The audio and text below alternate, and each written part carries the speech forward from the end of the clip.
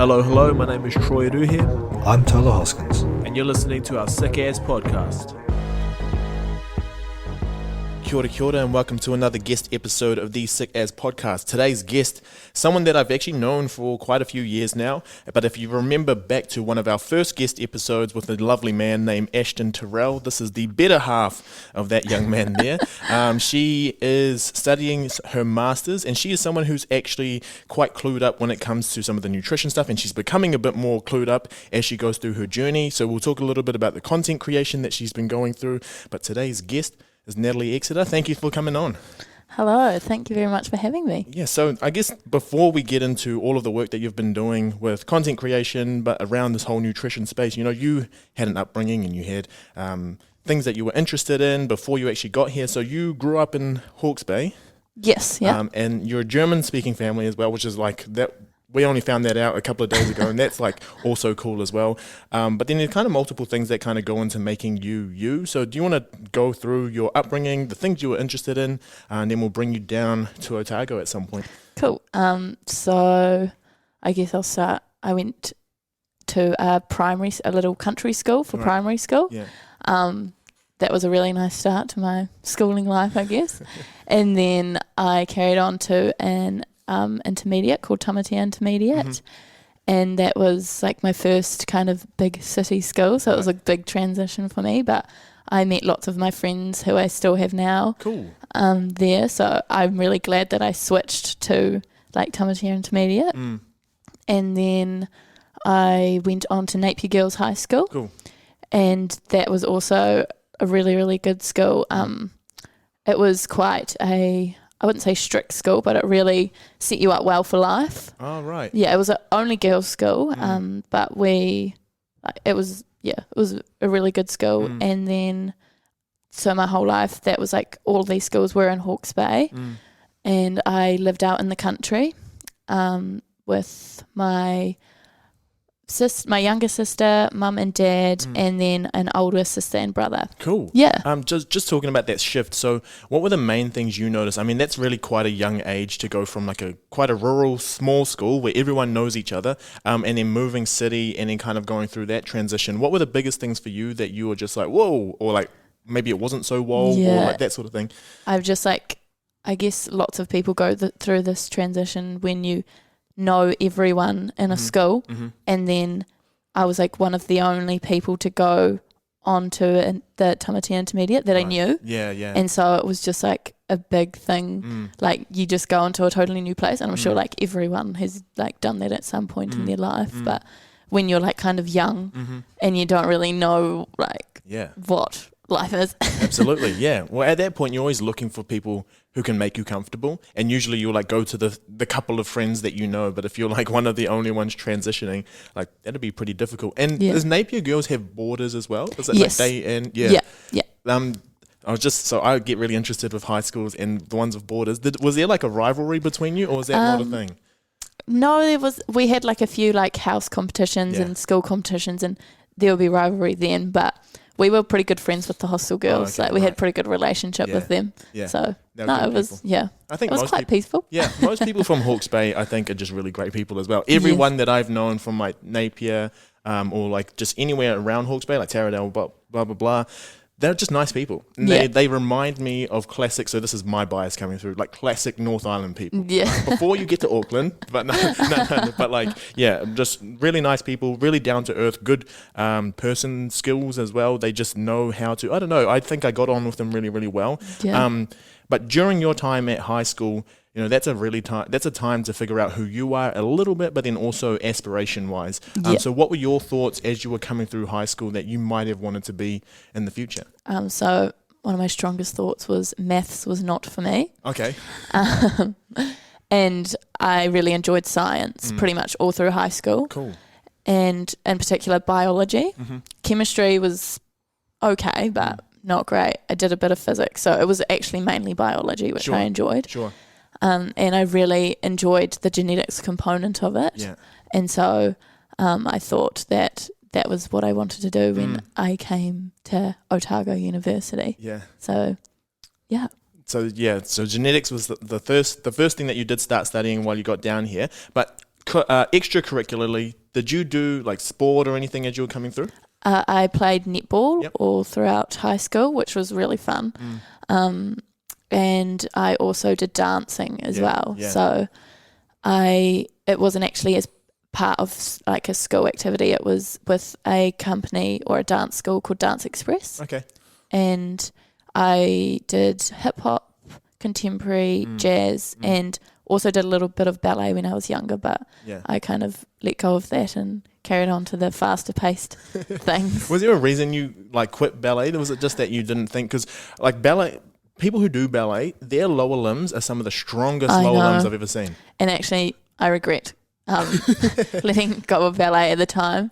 I thought I was like quite young, and it was just, I was at like a low, I wasn't on point yet, like didn't start foundation, and it was just a bit boring. And at my point, at the point in my life, it was a bit boring. But now looking back, I'm like, I really wish I carried that on, because ballet is very, very cool, and ballet dancers are so strong, so athletic. Yeah, so it wasn't you just being a hater and just being like, no, this isn't for me. It's just that like at that point, you just wanted to progress a little bit more. So you did, was hip hop your main of all of them, or did you kind of like shift throughout them? I think hip hop was probably my main one, and then it was like close behind was jazz, because I did a little bit of like cheerleading for the Magpie rugby team. Yeah, so that was like quite jazz based, those kind of dances. So yeah, and then hip hop was like, we did like a few shows at like a few events as well, and then for like our dance school we had exams as well, like at halfway through the year, I think. That's so cool. I think dance is something where, so I've talked a lot to other people who do drama and whatnot, and a lot of, I mean, I guess being on a podcast, we are very voice like heavy, so we're talking about projecting and expressing, but a lot through voice.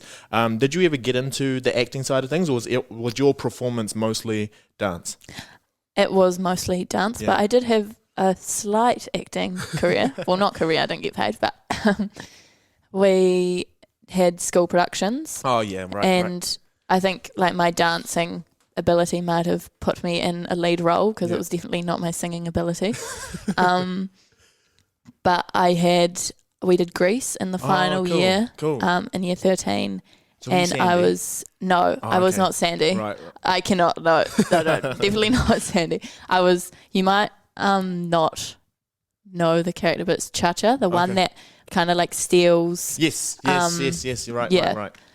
And so she's got quite a big dancing role in it, and so I got that, and I had a few lines, but that's as far as it goes. Do you find that, did you get nervous most times that you were going to dance and like be out in front of people, or was dance your one thing that kind of kept you like feeling like you're in control of things? Always before a performance, I would be nervous, but it would be like an exciting nervous, not oh my God, I cannot do this nervous. But like once you got in there, I think like with lots of things, like once you start doing it, it's like great. Yep. Yeah. So that's what it was like for me. It's just getting over that like anticipation period of like, what if I stuff up? But then once play goes on, the music starts, you've done your first like 8 beats. Yeah, you're exactly. Yeah. It's just the worst part is just waiting in the curtains, and it's dark and you have to be quiet and be still. Yeah. And like it's just builds up, but then when you get out there, it's good. And then just one more question. So on dance, before we get into your academic side, were you one of those people? I know that, you know, there's workshops, you go along, even classes, nearly every single class, they'll have choreo, and you just like sit there, you'll watch it a few times, you go through a few steps.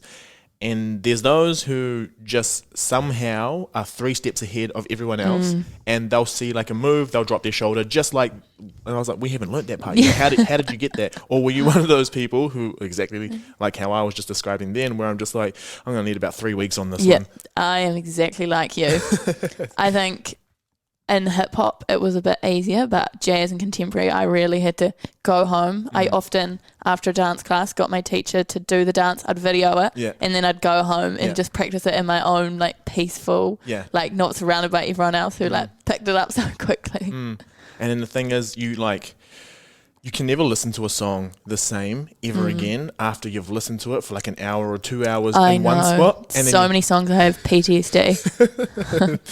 Cool. So we've got that. And then did you carry on dance when you came down to Otago? Yes, I did. I joined the Otago Dance Association. And so it's a bit more of a relaxed kind of vibe compared to like a dance school, which you pay for and have do exams. So the Otago Dance Association is actually really cool. It's all student run, and you pay a membership fee. I think it was $30 this year for the whole entire year. Oh my gosh. And there are classes that go, so there's hip hop classes, there's contemporary classes, jazz classes, I think ballet classes as well, and they're just spread throughout the week. And if you're a member, you can just turn up to any of those classes and pretty much just dance your heart out, which is really, really cool. Yeah, that's so good. That's cheaper than going to like any of the gyms and doing their like dance like for fitness. Yes, exactly. So you can just go you can those. Get it. It's so like cheap. Yeah. So good. And all the teachers, they're all volunteer kind of students, but they're all so talented and all bring like, it's really cool because every week you usually have a different teacher and they all bring really different types of styles. Absolutely. Even if you're doing hip hop every week, it's like there's so many different types of hip hop. And when you've got a different teacher, you learn kind of different styles, which is really cool. Yep. There's plenty that you can take from pretty much anyone who comes in. You'll learn something new, and then it's cool because you're learning from so many different people, and it like makes you a lot better because you're just like, oh, you can do that, you can do that, you can move like that. Oh, I've never seen someone move like that. I'll do it like that. Yeah, exactly. Now we've spoken so much more about dance than everyone would have expected, but obviously as part of my PhD, like dance is actually a component of it. So the aerobic base, and that's why I talk about fitness, and that's why I talk about dance, and it's something that I just love. And there's not many people that you can talk to these days who like, besides dancing on a Saturday with like a few something in them, they're not really going to get up and properly get into dance. So that's it's just awesome to talk about. Cool. So genetics down here at Otago, and that's your first year is the first year that I met you as well. And you were you studied, or you were hoping to study towards something in genetics. And then when was the point that you realised that wasn't quite for you? Well, I was actually in a genetics lab in my first year, and one of the lab demos came and talked to us. It was like quite, I'm not going to say boring, but not exciting for me. Yeah. And I was like, this is okay. Of course, like these kind of less exciting things come with like the more exciting things. Like this is just a less exciting lab. But then a fourth year kind of student came and talked to us and told us that what he's doing is pretty much what we're doing today in the lab. And at that point, I was just like, okay, this is a sign for me to stop doing my work and leave this lab. I didn't leave it, but I stopped doing my work and I just changed my papers like as soon as I left that lab to human nutrition, because I always had kind of a passion for it, even in high school. I like always had, just like interest in healthy food and exercise as well, just healthy lifestyle. And so I thought it's so relevant and I'm interested in it and I don't know what else to do, so let's go for human nutrition. But you're still, so you completed that degree and then you went into a master's. The master's has a fancy name now. What is it called? It's called Masters of Advanced Nutrition. There we go. Practice. Masters of Advanced Nutrition Practice. Yes. It used to be an MAPSI?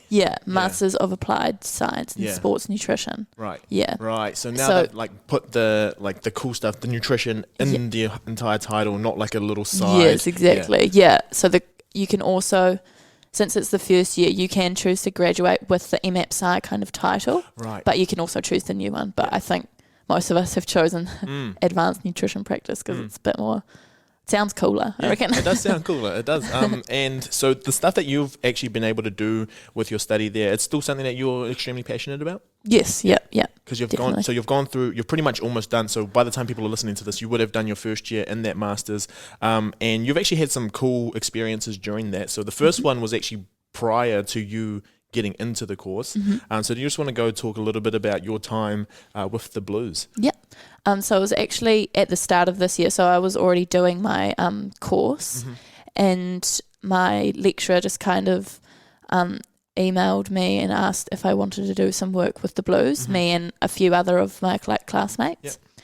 And she put us into contact with the Blues nutritionist, Dane Baker, and we kind of had a few Zoom sessions with him and his intern and kind of had a chat, and we ended up doing food diaries of the players, and so that included them. They had a little app, and whenever they ate something, they took a picture of it and kind of described it as well as they could.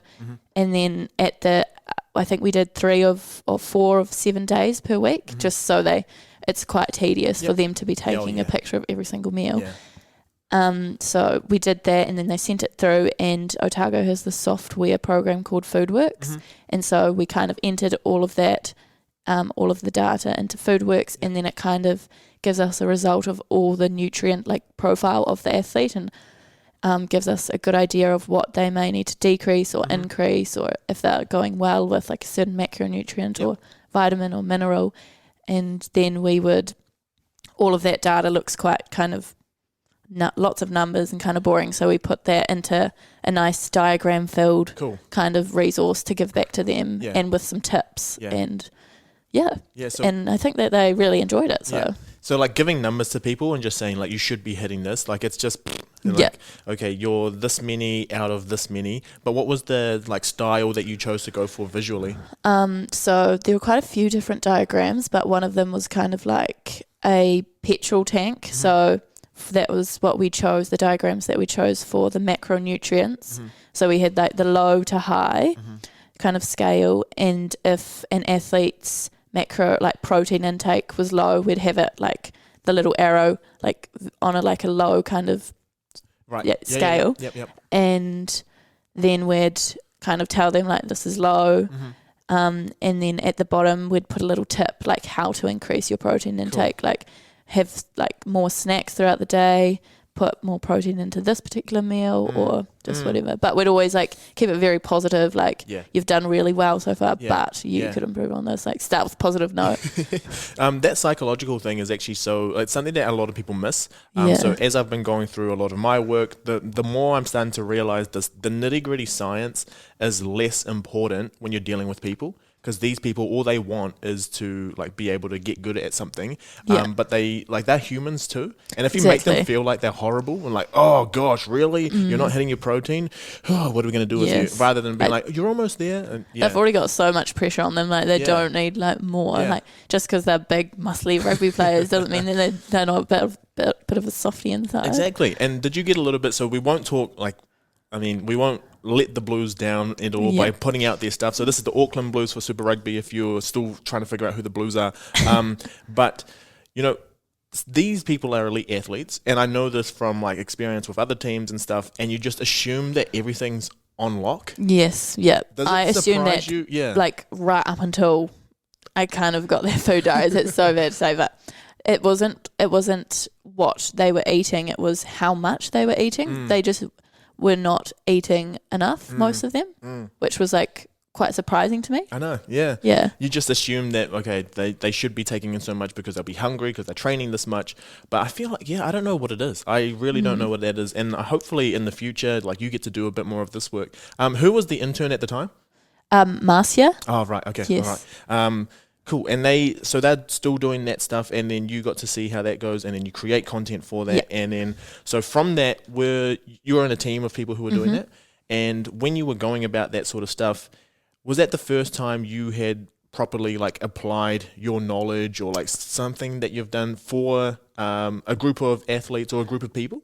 We did do one assignment on, we also did kind of the same thing, food diaries for the Warriors, but that was, we just got assigned to one athlete and kind of did their food diary and then gave them like a feedback sheet and like 3 goals and stuff, which was a really cool assignment, but that was just on one player, whereas with the Blues we did just like, we had our own like a group of players. And did you, so that, with the whole under eating thing, I think it's something that's like pretty much every single person who is elite but doesn't have the awareness of the types of things they should be eating.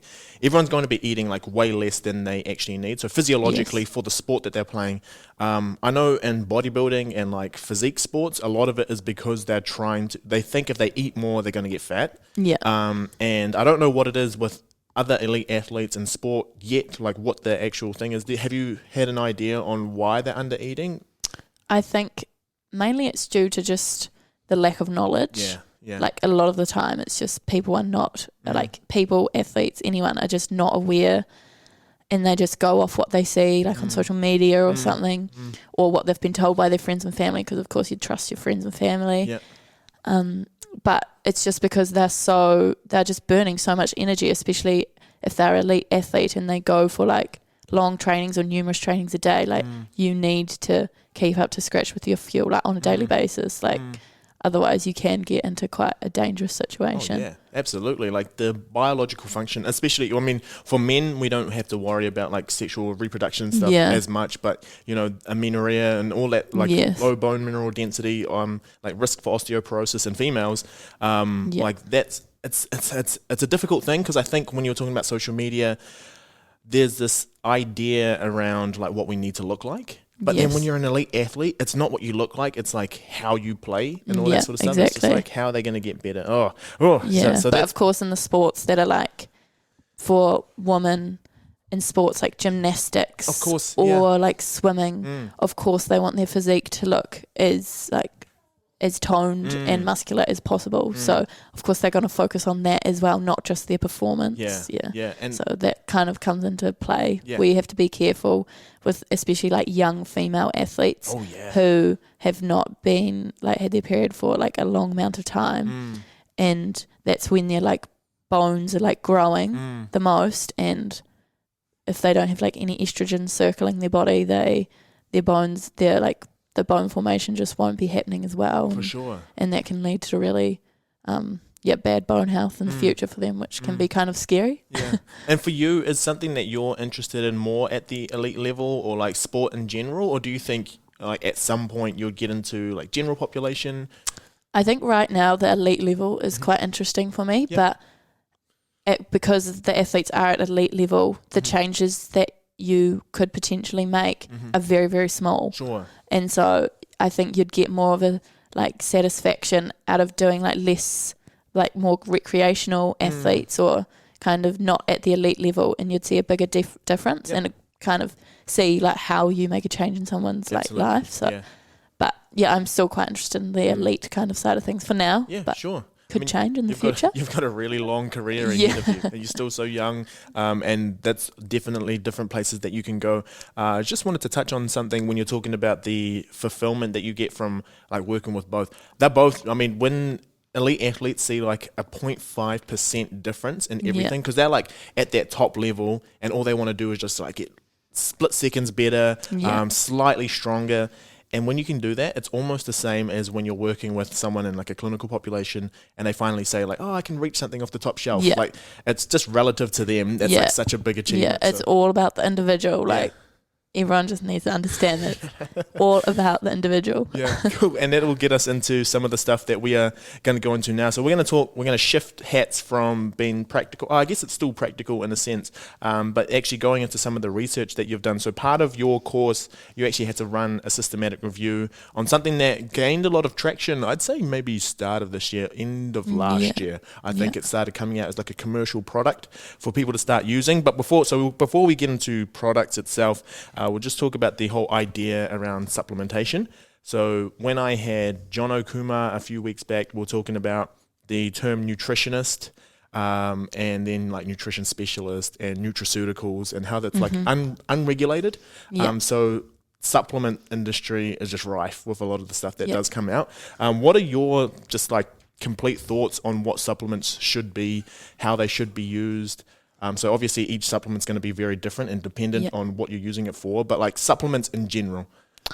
I think there's definitely a time and a place for supplements, but for the general population, if you're a young, healthy person or a healthy person, you have access to a well-balanced diet, most of the time you will not need any form of supplement. That's like talking about like vitamin C supplements, magnesium supplements. I don't know, like, the Golgi gummies, which we were talking about before, the apple cider supplements, like pretty much everything you can just get through a well-balanced diet. So I think, especially if you like are a student, for example, and you don't want to buy meat or something, but then you go and buy a vitamin C supplement, it's kind of, you may as well just go buy some food instead, and you'll get so many more way more bioavailable nutrients. Yeah. And it would just be, it's just so much, like, I find that that's what I would do, but often supplements can be taken for convenience because people just know the amount and how that they're getting it in their bodies, and because when you're eating food, it's not labelled this much vitamin C if you're eating like a piece of fruit or something. Yeah. And so I think people often get a nice kind of satisfaction when they see like 250 milligrams or something of vitamin C, and then they feel good with taking that. Yeah. But often it's like a lot of things, it's just kind of like a money making scheme. So yeah. Your carrot doesn't have good PR. No. And with that sort of stuff, it's just like, how can they get it out to people? And it's like, what they don't understand is that that's just like one vitamin in isolation. But you eat the food, you get so many more. But we'll get that soon. So you did a systematic review of the product, which was collagen. So do you just want to go through like what a systematic review is, the process that you went through, and kind of the question you were trying to address with that? So a systematic review, kind of put in like a simple kind of term, is just a collection of studies on a specific topic.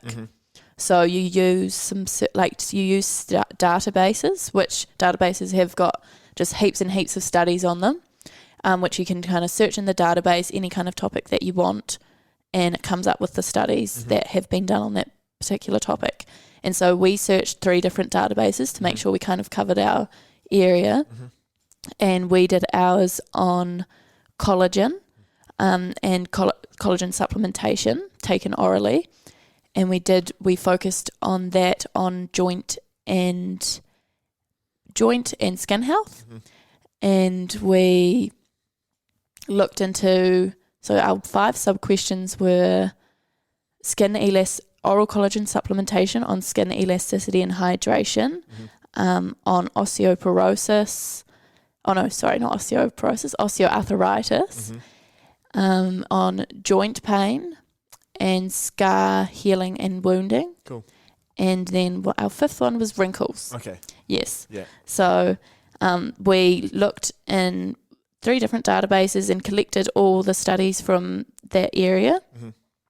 And we came up with about 1,000 studies, or just over 1,000 studies. Yeah. And we're like, okay, there's a lot of information out here.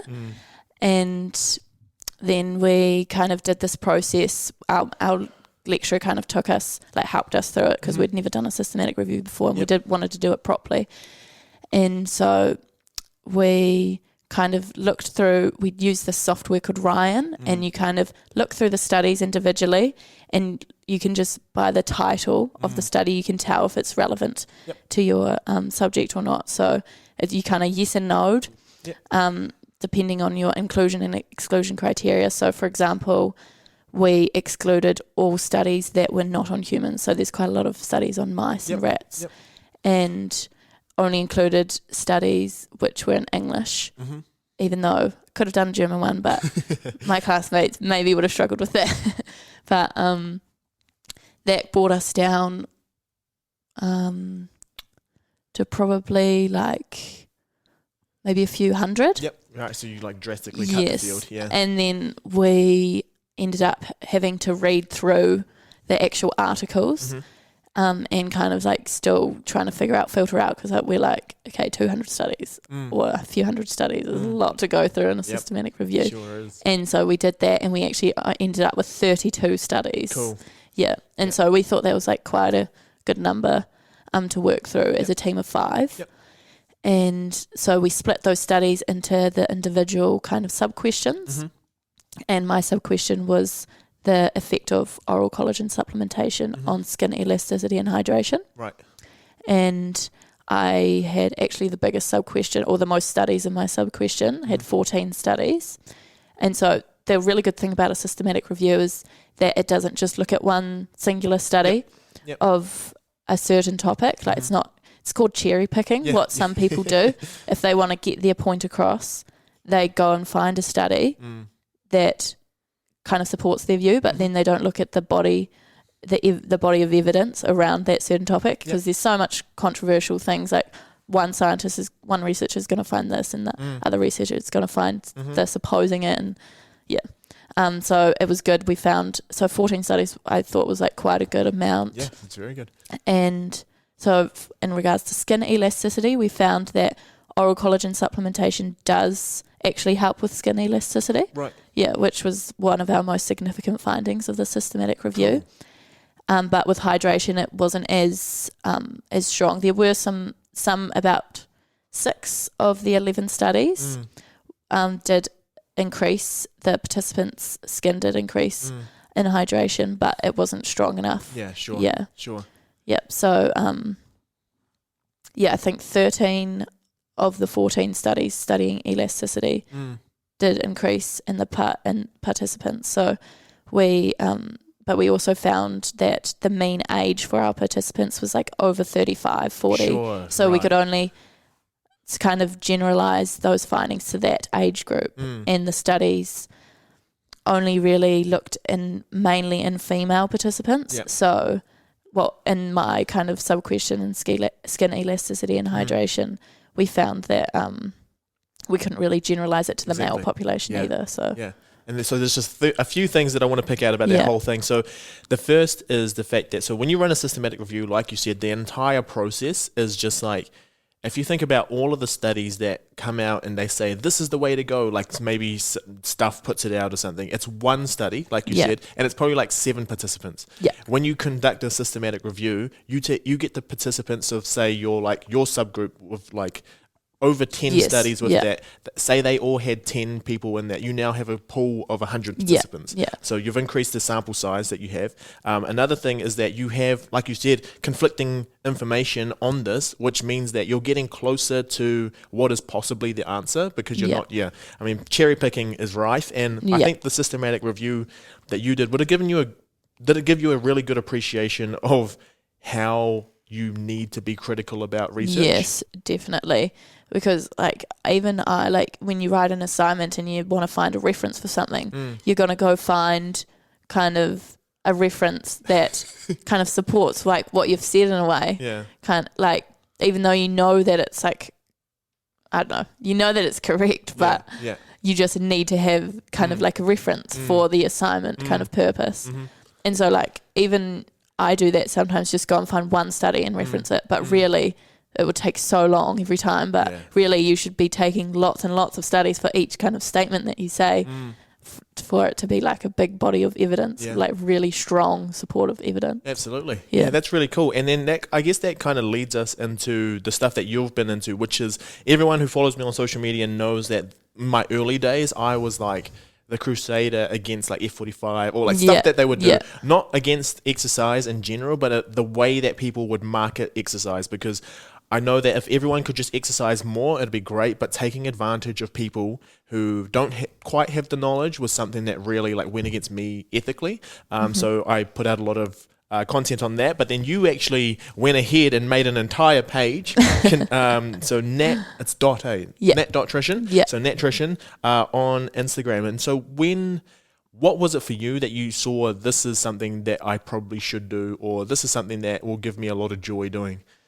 Yeah, well, it was just, I think it was last summer that I made it. Right. And I was just kind of sick of scrolling through my Instagram and seeing so much kind of crap. Just like from even influencers that I've followed that I still really enjoy following, but certain aspects of what they post now, I'm like, no. Yeah. Like, stop it. Yeah.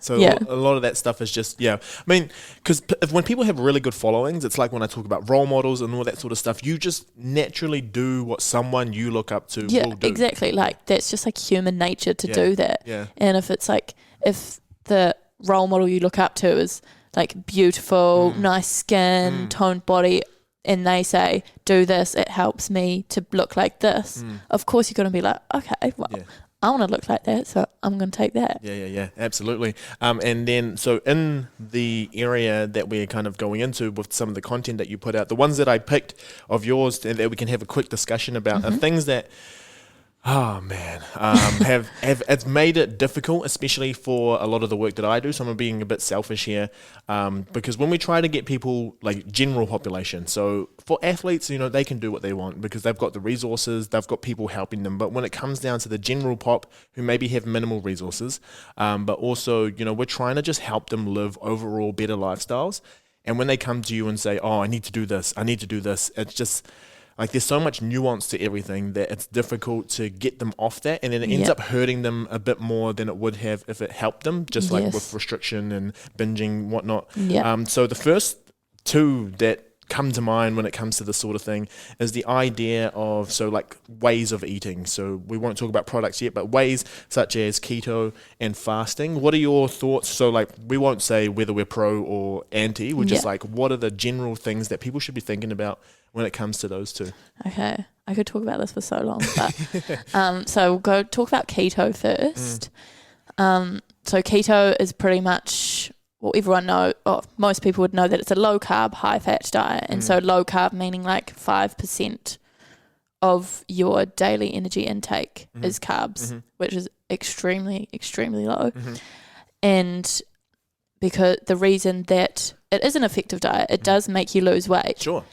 And the reason it does that is because it puts your body into starvation mode. It deprives your brain of its primary fuel source. So your brain, your body has to break down the fat to turn the fat into glucose or ketone bodies so the brain can use it. And so that's why it's kind of called a fat burning kind of diet. Sure. But with that comes, by cutting out nearly a whole food group, you also cut out a whole lot of nutrients, vitamins, minerals, which are super, super important. Not especially fiber as well. And fiber is important to increase your satiety, so it kind of slows down your digestion, keeps you fuller for longer, so you don't eat as much or overeat, and also helps with your healthy bowel motions, which is very important. And the vitamins and minerals that you'd be missing out on is B vitamins, which are quite important for your kind of nerve health and for energy metabolism as well. And so many minerals that you're missing out on. And what people need to be really careful about, or what people have been prone to do, is by increasing their fat intake, they're not increasing the kind of healthy fats that they're eating. They're saying, oh, okay, so I can eat so much fat. Increase the fat, put half a block of butter in your coffee. Their saturated fat just rockets up. And instead of eating more nuts or seeds or kind of the monounsaturated, polyunsaturated fats, which are better for your health, better for your cholesterol levels. And especially if you are already at risk of heart disease or you're an older person, if you increase your saturated fat intake and increase your cholesterol levels, it can really increase your risk of heart disease. Right. So in terms of, just could talk about this for ages, but in terms of the general kind of population, I wouldn't recommend it at all. It's so hard to stick to a diet like this. It's not really sustainable, especially if you're a university student or someone that even wants to have a social life. That it's so hard. I guess it's getting a little bit easier because keto is quite popular now, and lots of places say, oh, this is keto friendly and all that. But really, you're on a very, very restricted diet, and it's not really sustainable at all. But if you do decide, if anyone listening does decide to go on the keto diet, still wants to try it, I'd really recommend them going to see a nutritionist or dietitian and getting them to guide through the process, because you can do keto in the best way possible, but if you don't, it can actually be really dangerous. And just something you said there when you were talking about it's a fat burning diet. What makes me, I just think about the principle of mass action, which is you burn more of what you have. If you're increasing the amount of fat you have, that's your storage, and then you're then going to burn more. So it's not that you're necessarily prioritizing fat in your body. It's just that you're consuming more fat as well. Exactly. So overall, I mean, I think there's a lot of misconception around that. Definitely. That was really well covered there. And then so the next in terms of, so this is not restrictive in terms of a food group, but this is now we're looking at timing of when you're taking in a lot of your nutrients, and that is the idea of fasting. It's actually got a lot of traction now. This one's kind of, keto was huge, and then fasting was like, we do fasting and keto, but now like fasting seems to be the thing at the moment. What's the thought around that? Fasting is a really controversial topic, like a lot of things in nutrition, but it really depends on the individual for fasting. There's lots of, fasting is quite a broad term. There's lots of different types of fasting. So there's the, what's it called, the 8-16, where you eat for 8 hours of the day, like an 8-hour window, and then fast for 16 hours, which is usually when you're sleeping. So, or there's the 5-2 diet, where you eat kind of normally for 5 days of the week, and 2 days of the week you really restrict your calories to like half or something like that. Okay. But what people often get mixed up with is they think that on the other 5 days of the week they can eat whatever they want and how much they want, but it's really, you're supposed to be eating the normal amount of what you'd usually eat. But because you're so hungry on those five days after you've fasted for 2, it can be quite hard. Yeah. But it does work for some people. And so there's lots of different things. There's kind of like the 8-16, there's kind of periods that are shorter, or like even fasting is like you don't eat before a certain time and after a certain time. Like, so it has shown research has shown that it does help some people with like weight loss and just like controlling when they do like kind of consume their food, that they don't eat it late at night. But as I said, it really depends on the individual and their lifestyle, especially because for some people it does work. Like they don't have much time, and when they eat, they'll just like enjoy their meal, but then they're fine for the rest of the day. Like they don't get hungry. But if it doesn't work for you and you're fasting and you feel so hungry and even like sometimes shaky, it's probably not for you at all. But what I would suggest if someone did try to do fasting is to they should give it a go, but really, really listen to your body.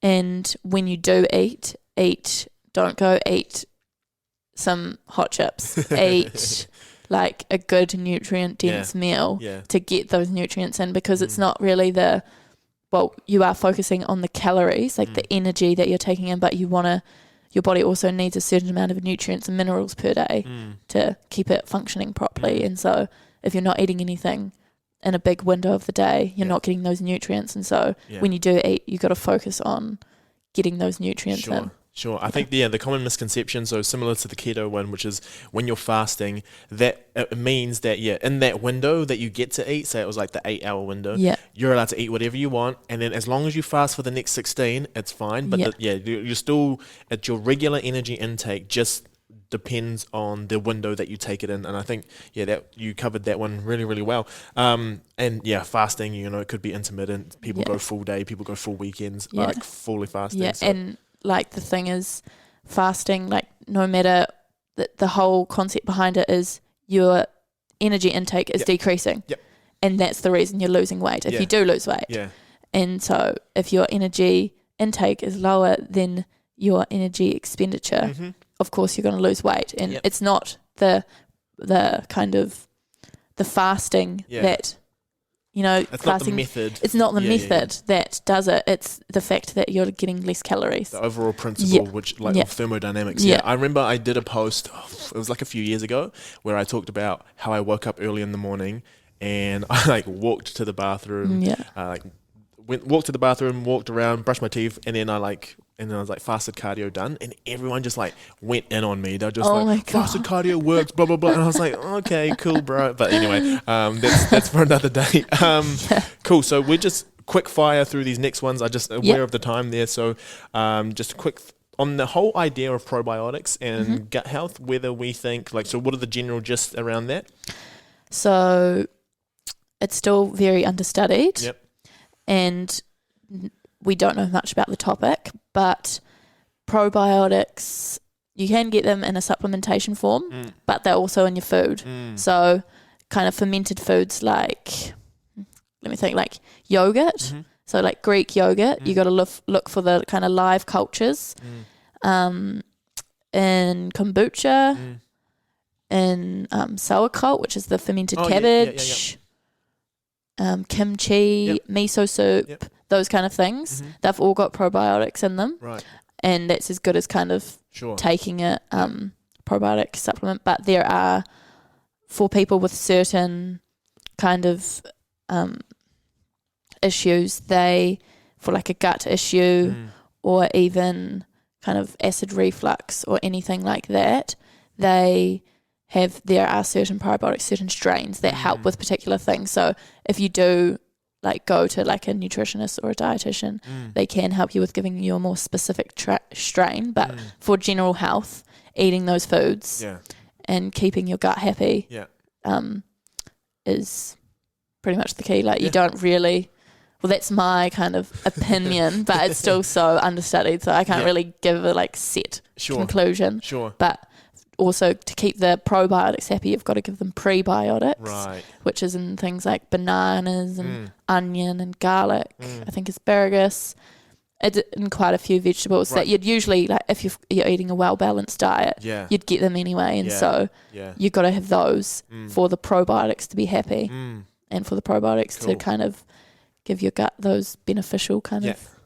Yeah. So what I'm getting from you is basically, so if you are unsure of anything, definitely to seek help, but not seek help from social media, unless it's like someone who knows what they're talking about, like they're either a nutritionist or a dietitian. And on top of that is just most of the things that we think we should be taking in a pill, we can actually get if we just balance our food out. Yeah. Right. So true. Yeah. So just our final one, so we'll just go to one of my favorites, which is, so this is something where I just didn't understand when it came out, firstly because it's disgusting. I tried, I was just like, no, this is nasty. But it's the apple cider vinegar. So what are the actual claims around this as like an ergogenic aid or anything? Like what are people taking it for? Because as far as I'm aware, the people who take it are looking for some sort of boost in how they can burn fat. But what is the actual claim around it, and what is actually happening when you do take it? So there's actually no research around how it boosts fat burning. But my biggest pet peeve, I think, is that people take a shot of it in the morning to cleanse their liver and kidney, to cleanse their body. To cleanse the cleaners? Yeah, exactly. Will cleanse the body. And I'm just like, no. Right. That there's no truth in that at all, because your kidney and your liver are the cleansers of the body. Exactly, yeah. It's not like apple cider vinegar. And people say that the like acidity is good of the apple cider vinegar, but really your body is like a great buffering system. Yeah. It keeps your pH in check. Yeah. Like that's part of its like one of its many functions to do. So it doesn't need help with that. But yeah, so what I would say is to support, if you want to cleanse and support your kind of kidney and liver, eat a well-balanced, healthy diet to support them. And that way you're cleansing your body and you don't have to take a shot of disgusting apple cider vinegar. I mean, apple cider vinegar is delicious in salad dressings and is good to preserve food, good to add a little bit of flavour to a meal or something, but on its own it can actually, if you take a shot by itself, it can actually really ruin your like esophagus and your throat, the acidity of it, and also diluted it can kind of destroy your tooth enamel, which dentists would know all about. Sure. So this is one of those things where it's like, because with juicing, all that sort of stuff, if you like maybe just only rely on juice and you don't end up taking in like other things there's not really much that can go wrong. But now you're actually saying that there are possible implications for if you carry on with this stuff. Like it does have ramifications. Yes. Like, oh right. Yeah. So with juicing, like you're literally just you're getting the juice of some food and you're leaving all the good stuff of the food behind. You're leaving all the fiber, all the actual like all the pulp, which is where there is like vitamin C and some minerals in the juice, but you want to eat the whole food. Like it's just not sustainable at all, and your body is like programmed to break down food. It doesn't need to have broken down food. Like your body will break down the food for you. Like, yeah. I think it's the thing is that the thing that people are doing is not too bad. It's just that when we say the reason it's doing it is because it helps body functions, and I'm like, bodily function, that's what we do. Like that's what our bodies do over and our over bodies and over. have got that sussed. It's fine. Just eat a healthy diet and you'll be good. Yeah. But what I think is important, like, because people are just trying to do what's best for them. Yeah. And they're just trying to help themselves. They're not trying to harm anybody. And I often, like, it's quite, I kind of feel like sorry for everyone, because it's just like they've been so kind of brainwashed by the media. Yeah. And having good nutrition is actually really simple, but it's just the media has made it so much more difficult for people.